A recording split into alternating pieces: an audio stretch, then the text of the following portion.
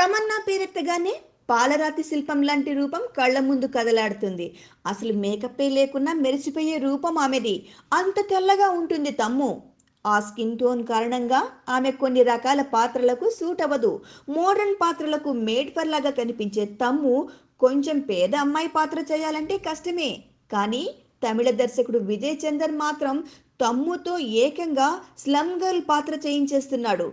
ఇంతకు ముందు సింబు హీరోగా వాలు అనే సినిమా తీసిన విజయ్ చందర్ విక్రమ్ హీరోగా ఒక సినిమా తీయడానికి రంగం సిద్ధం చేశాడు. అందులో తమన్నానే కథానాయిక. ఈ చిత్రంలో హీరోయిన్ మురికివాడకు చెందిన అమ్మాయట.